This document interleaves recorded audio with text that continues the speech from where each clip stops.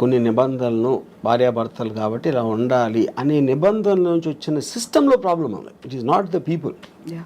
So వ్యవస్థలో problem ఉందా? పెట్టేటువంటి వ్యవస్థలో ఓన్లీ వ్యవస్థ పెడుతున్న marriage institution is itself fundamentally flawed. So ముహూర్తాల బలం, ముహూర్తాల్లో కూడా ప్రాబ్లం ఉంది కాబట్టి అని సరికొత్త వాదన ఈ మధ్య కాలంలో వస్తుంది. సో వాళ్ళ రాశులు, జన్మ నక్షత్రాలు, ముహూర్తాలు నమ్మటం అనేది ఇట్స్ ఏ సూపర్స్టిషన్ ఆస్పెక్ట్ అది. So there is no scientific backing to it. So అప్పుడు దేవుని నమ్మటం, మూఢనమ్మకాలు నమ్మటం, ముహూర్తాలు నమ్మటం అవన్నీ కూడా ఒకే కేటగిరీలో వస్తాయి. That depends on person to person. So ఇప్పుడు సరికొత్తగా నాగ చైతన్య అండ్ శోభితాకి సంబంధించి ఎంగేజ్మెంట్ తర్వాత వస్తున్నటువంటి ఆస్ట్రాలజర్స్ వీడియోలు అవి పెడుతున్నారు. మళ్ళీ వీడు విడాకులు తీసుకుంటారు, అప్పుడు సమంతతో ఏమైందో ఇప్పుడు అదే అవుతోంది. ఇలాంటి వాటన్నిటిని ఎలా చూస్తారు మీరు? నేను అదే చెప్తున్నా. ఇప్పుడు ప్రతి ఒక్కరికి టూ బిట్ ఆఫ్ ఫేమ్ కావాలి. సెలబ్రిటీస్ గురించి వాళ్ళు చేస్తున్న దాని గురించి మాట్లాడితే మనకి వ్యూస్ వస్తాయి. ఇప్పుడు ఇలా మీడియాలో మీరు క్వశ్చన్ ఎందుకు అడుగుతున్నారు, అలాంటి టాపిక్ అతను లేపాడు కాబట్టి, అతను అది లేపాడు కాబట్టి మీరు అడుగుతున్నా, అది తనకు కావాల్సింది కూడా అదే. ఇప్పుడు దీంట్లో ముహూర్తాల ఇది ఏదైనా అవుతుందా అవ్వదా అనే దాంట్లో విన్నోళ్ళు కొంతమంది నమ్ముతారు, కొంతమంది నమ్మరు, కొంతమంది ఎంటర్టైన్గా తీసుకుంటారు. సో మన లైఫ్లో ఏం చేసినా అదే finally it comes to entertainment. So ఇప్పుడు సెలబ్రిటీల ఇళ్లలో పెళ్ళిళ్ళు అవుతున్నాయి అనుకుంటే ఎందుకని దాని గురించి అంత మాట్లాడుకునే పరిస్థితి వస్తుందంటారు? Because they're celebrity. అంతకన్నా సింపుల్ ఆన్సర్ ఏముంది? మా పక్కింటి వాళ్ళ గురించి చెప్తే ఎవరికి ఉండదు కదా. ఎవరో ఒక స్టారు, ఒక పొలిటికల్ పర్సను, ఏదో ఒక విధంగా చాలామందికి తెలిసిన మనిషి గురించి మాట్లాడితేనే ఎంటర్టైన్మెంట్ వస్తుంది. వేరే వాళ్ళతో రాదని కాదు, అది లిమిటెడ్ సర్కిల్లో ఉంటుంది. అది వైడర్ సర్కిల్ కావాలంటే you always have to target A celebrity. So పెళ్లి వ్యవస్థకు సంబంధించి అవుతున్నటువంటి లోపం, ఎక్కడ లోపం ఉంది అంటే వ్యవస్థలోనే లోపం ఉంది. ఎలా ఉండాలంటారు? అదే చెప్తున్నాను. వ్యవస్థలో ఉందంటే మనకున్న ఇండిపెండెన్స్, మనకున్న మైండ్ సెట్లో ఇద్దరిని కలిపి ఒక చోట ఉంచటం, అది పెళ్ళి అనే పేరుతోటి వాళ్ళని బంధించడం అనేది that is where the problem comes. ఇప్పుడు ఒక ప్రాబ్లం ఏమొస్తుంది, ఇప్పుడు హస్బెండ్ ఉన్నాడు అనుకోండి, హీ నోస్ హిజ్ రిలేటివ్స్, ఆ పేరెంట్స్ అవ్వచ్చు, తన సిస్టరు, ఇంట్లో చేసే పని వాళ్ళు ఉంటారు, అందరూ కూడా ఇప్పటి నుంచో తెలుసు. కొత్తగా వచ్చిన అమ్మాయికి వాళ్ళు తెలియదు.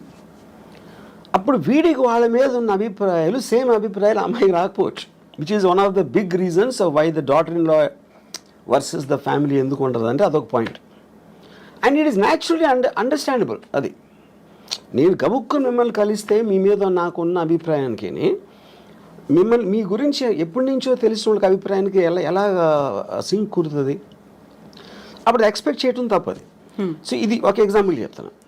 రెండో ఎగ్జాంపుల్, ఇప్పుడు నాకు తెలిసిన ఒక అమ్మాయి, she wanted to get divorce. ఏంటి ప్రాబ్లం అంటే, I find him very boring, which is a good enough reason. Bore కొట్టే మనిషి, మీరు మామూలుగా నేను బోర్ కొడితే మీరు వెళ్ళిపోతారు, కాసేపు హలో మాట్లాడి వెళ్ళిపోతారు, నేను వెళ్ళిపోతాను.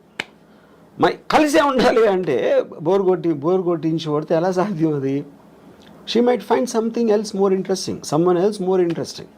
అప్పుడు మీ లైఫ్ మీకోసమే బతకాలి అని ఒక అండర్స్టాండింగ్ మీకు వచ్చినప్పుడు, ఇంకొకళ్ళ కోసం నా లైఫ్, నా టైము నేను సాక్రిఫైస్ చేయను. ఆ ఇండిపెండెన్స్లోంచి వస్తుంది ఆ బ్రేక్అవే అనేది. సో మ్యారేజ్ అనేది ఒరిజినల్గా క్రియేట్ చేసినప్పుడు ఓకే, భర్త భార్య ఇద్దరు వాళ్ళ పిల్లలుగా అంటారు, పిల్లల్ని పెంచుతారు, చదివిస్తారు, వాళ్ళు ఏదో చేస్తారు. ఫ్యామిలీ ఆస్పెక్ట్ అనేది సొసైటీ కోసం చేసింది, ఇండివిజువల్ కోసం చేసింది కాదు. ఎప్పుడైతే ఇండివిజువల్ ఫ్రీడమ్ అనేది పెడితే ఇలాంటి ఇన్స్టిట్యూషన్స్ అని కనబలేకపోతాయి. సో ఈ పెళ్ళిళ్ళు అనేటువంటి వ్యవస్థ లేకుండా ఈ మధ్య కాలంలో వచ్చినటువంటి లివ్ ఇన్ రిలేషన్, దాంట్లో కూడా గొడవలు అవుతున్నాయి, దాంట్లో హ్యాపీగా విడిపోతున్నారు. కరెక్ట్. ఇప్పుడు పెళ్ళి అనేది వేరే వాళ్ళకి చెప్పడానికి, లివ్ ఇన్ రిలేషన్షిప్ అనేది వాళ్ళిద్దరికి ఉన్న పర్సనల్ ఆస్పెక్ట్. అది దట్స్ ఓన్లీ డిఫరెన్స్. యూనో, ఇంకా దాంట్లో లీగల్గా ఎన్ని ఇయర్స్ ఉంటే అది వ్యాలిడ్ ఉంటుంది, ఇది అది అని. కొట్టుకుంటాం అనేది ఎలా జరుగుతుంది? మీరు అసలు ఇద్దరు ఒక చోట ఉంటే కొట్టుకోకుండా ఉండలేరు. అంటే ప్రెషర్ ఆఫ్ అది ఏమంటుంది, expectation more than anything else. Yeah. So ఇలాంటి ఇష్యూస్ రాకుండా ఉండాలంటే understanding is the better way అంటారు. అడ్జస్ట్మెంట్, అండర్స్టాండింగ్ అనేది ఈజీ చెప్పటం. I do not believe it's అండర్స్టాండింగ్గా ఉండాలండి. ఇప్పుడు ఫర్ ఎగ్జాంపుల్, ఎవరో కౌన్సిలరు, ఒక సైకాలజిస్ట్, భార్యాభర్తలు అన్యోన్యంగా ఉండాలి అని అన్నట్టు ఏదో అన్నారు, నేను యూట్యూబ్లో చూసాను. అండ్ ఫస్ట్ ఆఫ్ ఆల్ భార్య అనేది ఇట్స్ లేబుల్. అది రియాలిటీలో ఏంటి, భార్య అనేది స్పెసిఫిక్ పర్సన్. నా భార్య, తన భార్య, ముగ్గురిని భార్యలు అంటే అందరూ ఒకటేనా? కాదు కదా. The people are different. వాళ్ళ బిహేవియరు, యాటిట్యూడు, వాళ్ళకున్న ఇండివిజువల్ ఇష్యూస్, ఇలాంటివన్నీ కేస్ టు కేస్ చూడాలి. కానీ అందరినీ కలిపి లేబుల్ వేసి భార్యాభర్తలు అన్యోన్యంగా ఉండాలంటే జనరలైజ్ చేయడం అనేది మీనింగ్ లేదు. మీ భార్యని బాగా చూసుకో అంటే మీరు చెప్పారనుకోండి, ఇప్పుడు నా భార్య మీ భార్య కాదు, అప్పుడు మీరు ఎలా ఇస్తారు ఆ సలహా? అది ఏమి తెలియకుండా ఇష్యూ అది, you know. So I feel the whole concept of when the entire society in advancement is going towards individual freedom. నా ఇష్టం వచ్చినట్టు నేను బతుకుతాను, నాకు హ్యాపీనెస్ వచ్చింది నేను చేస్తాను అనుకున్న ఎవ్వరూ కూడా they can't be in the relationship unless one person completely compromises. One person completely succumb అయిపోతే ఏదో అట్లీస్ట్ ఓకే అది. సో మనకున్నటువంటి ఒక పర్సన్ కంప్లీట్గా సకంబ్ అవ్వటానికి ఎందుకు సకంబ్ అవ్వాలి నేను వేరే వాళ్ళకి అన్నది కదా. మీ ఫ్రీడమ్ మీకు ఉంది, మీ ఇండిపెండెన్స్ మీకు ఉంది. పాత రోజుల్లో ఏంటి, ఫైనాన్షియల్ ఇండిపెండెన్స్ అమ్మాయిలకి లేనప్పుడు ఇంకా చేసేది లేక దే జస్ట్ అంటే ఒక స్లేవ్స్ లాగా ఉండేవారు. నేను ఇప్పుడు రెబెల్ అయినా కూడా నాకు వేరే గతి లేదు అనుకున్నప్పుడు they will bear with whatever is there for them. Yeah. So అలాంటి పరిస్థితుల్లో అడ్జస్ట్ అయిపోయి ఇంకా బయటకు వచ్చిన నేను బతకలేను, సమాజం నన్నే అంటుంది అనేటువంటి ఒక ఒపీనియన్ కూడా ఉంది ఆ టైంలో.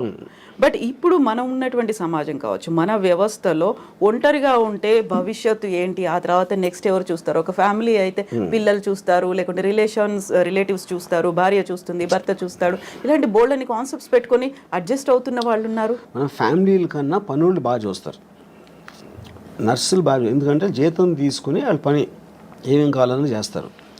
పిల్లలు బాగా చూసుకుంటారా అనేది మనకి ఎప్పుడు బడిపంతుల సినిమా బ్లాక్ అండ్ వైట్ డేస్లో వచ్చింది, అక్కడి నుంచి కూడా లేదు, అది ఎవరు నమ్మరు. ఫస్ట్ భార్య బాగా చూసుకోవడం అనేది ఆబ్లిగేషన్ క్రియేట్ అవుతుంది. నేనే అన్నీ చూసుకుంటున్నాను, మీకు ఇన్నాళ్ళకైనా నా వాల్యూ తెలిసిందా అని నష్టపెట్టి చంపేస్తాడు.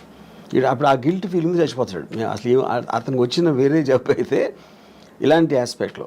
I'm just taking it a little jocular. But నా పాయింట్ ఏంటంటే, నేను ముసలోడిని అయినప్పుడు నాకు చూసుకోవటానికి ఎవరో ఒకళ్ళు ఉంటారా అనే రీజన్ తోటి భూమి మీద ఎవడో పెళ్లి చేసుకోడు.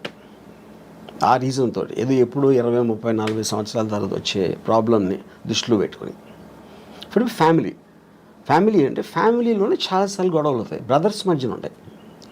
మనం చెప్పుకొని అనిల్ అంబానీ ధీరుభాయ్ అంబానీ కొట్టుకుని చచ్చిపోయాడు. అప్పుడు ఇంక ఫ్యామిలీ ఏంటి మీనింగు? ఫ్యామిలీలోనే అసలు మీకు మ్యాక్సిమం ప్రాబ్లమ్స్ ఉండేది ఫ్యామిలీ వల్ల, బయట ఉన్న వల్ల ఉండదు. ఫ్యామిలీ వల్ల ఎందుకు ఉంటుందంటే మీకు బాగా తెలుసు, అక్కడి నుంచి బిట్రేలు వస్తే మీరు తట్టుకోలేరు, దాని నుంచి ఈ పక్కన మా మదర్ వీళ్ళందరూ సర్ది చెప్పడానికి మొత్తం అన్నీ జరుగుతాయి. అందరు ఫ్యామిలీస్ ఉంటాయి కదా. ఫ్యామిలీ డిస్ప్యూట్స్, ఫ్యామిలీ కోర్ట్స్లో ఉన్నంత రష్ ఎక్కడ ఉండదు. అవును. యా.